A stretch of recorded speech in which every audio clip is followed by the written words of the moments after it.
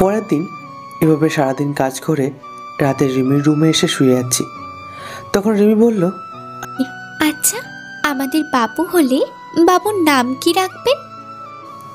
তখন আমি বললাম, আমাদের বাবু মানে শুধু আমার সন্তানও, আর কারো না।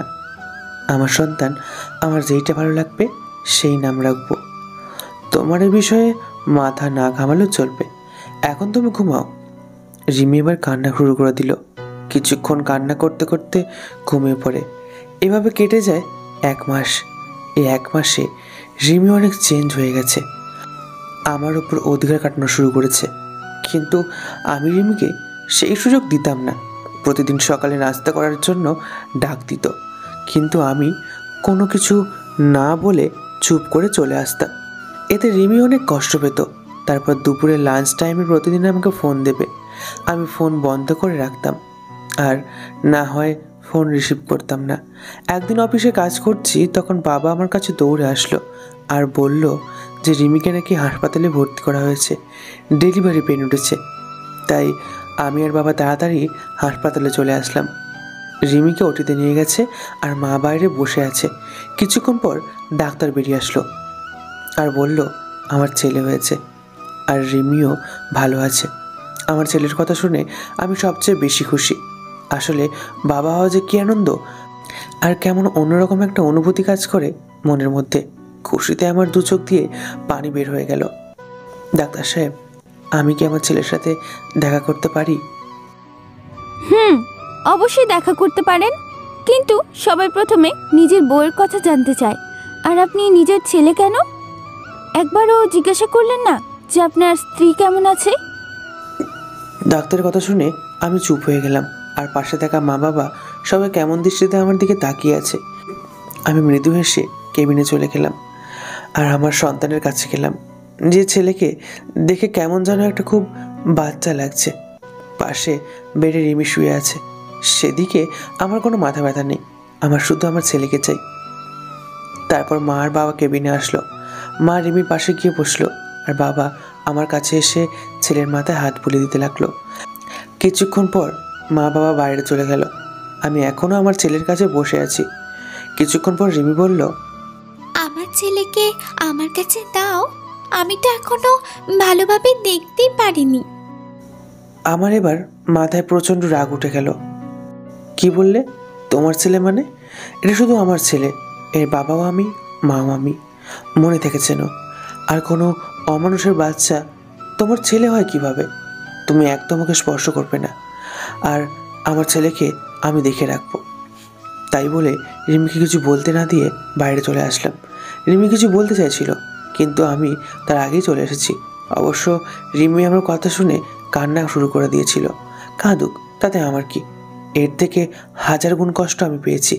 পুরো 1 বছর আমার কষ্ট তিলে তিলে আমাকে শেষ করে দিয়েছে। তারপর বাইরে এসে সব কিছু ঠিকঠাক করে নিলাম। চট্টগ্রামের একটা টিকিট কাটলাম।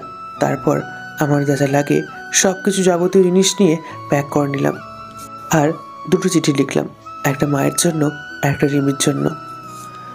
আজ রাতেই আমি সব কিছু ছেড়ে চলে যাব আমার ছেলেকে নিয়ে এই শহর ছেড়ে। তারপর দুপুরের পরে আবার হাসপাতালে গেলাম। গিয়ে দেখি রিমির পাশে আমার ছেলেটি চুপ করে শুয়ে আছে। এতে আমার রাগটা আরও বেশি বেড়ে গেল। আমি তাড়াতাড়ি গিয়ে রিমির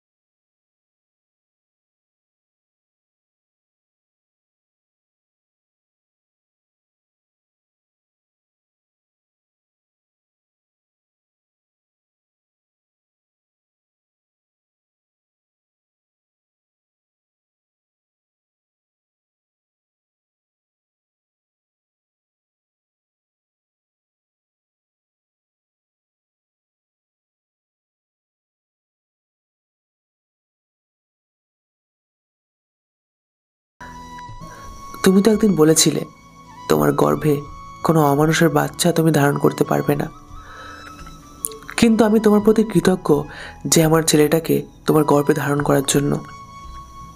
আর তুমি যেদিন আমাকে ভুল বুঝে থাপ্পড় মেরেছিলে সেদিন জানো কত কষ্ট পেয়েছিলাম। আর তুমি কি বলেছিলে, আমাকে ক্ষমা করে দাও।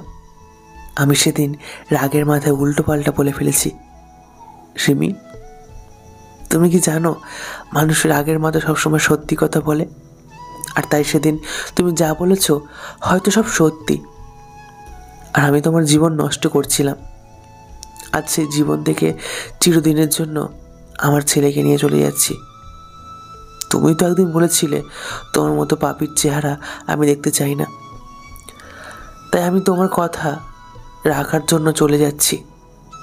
আর আমার ছেলেকে আর কোনো দিন অমানুষ বলে গালাগাল করো না।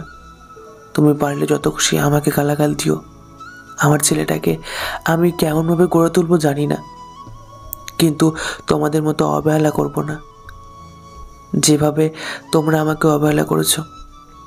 তাই আমি চিরদিনের জন্য তোমাদের ছেড়ে চলে যাচ্ছি কোনো এক অজানা শহরে। যদি পারো আমাকে ক্ষমা করে দিও। এটি তোমার একটা অমানুষ। রিমি আমার চিঠি পেয়ে পাগলের মতো কান্না করতে লাগলো আর আমার নাম ধরে চিৎকার করতে থাকলো।